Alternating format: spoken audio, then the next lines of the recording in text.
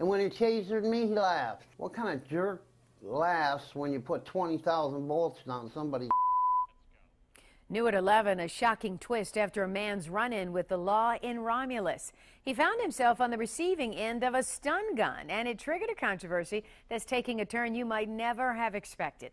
7 Action News reporters Kim Russell and Jim Kurtzner teamed up for this story, and Jim filed this report. Take a look. To hear Paul Blankenbaker tell the story, this is where it all began, on the porch of his home in Romulus.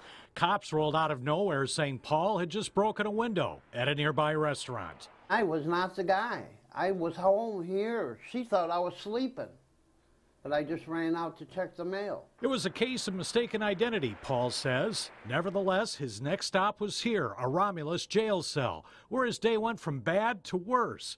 And it was all over an unlit half cigarette Paul brought with him. I had that little piece of cigarette, and I wasn't trying to start no hassles or nothing. But as surveillance video obtained by Action News shows, it turned into a big problem when a police sergeant appeared in the cell. He kept telling me to drop what's in my hand, drop what's in my hand. He kept saying he was going to tase me, but for what? I wasn't even doing anything. Before I could even let it out of my hand, he pulls the trigger, and I'm bare-skinned, and they burned holes in my stomach. Indeed, as Paul shows the wounds, he says he's scarred in other ways, with memories of the moment still raw. And when he tasered me, he laughed. What kind of jerk laughs when you put 20,000 volts down somebody's? I bet the next thing you're thinking as you watch this story is lawsuit, and you're right, but it's not what you think.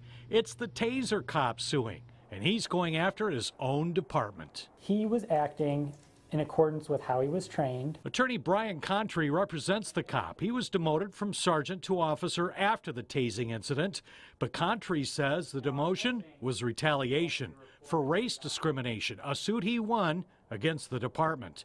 On top of that, he says Romulus police have not been told when taser use is appropriate. It seems that the department needs to do some training, and fast. This whole situation transpired back in October, and here we are in February, and they still haven't done the training. Give me a break, says Romulus City Attorney John Clark. The taser policy is in writing, he points out, and all police should know it. The policy provides in part that a taser can be used if a suspect is threatening to himself, threatening to the police officer, or to a third party.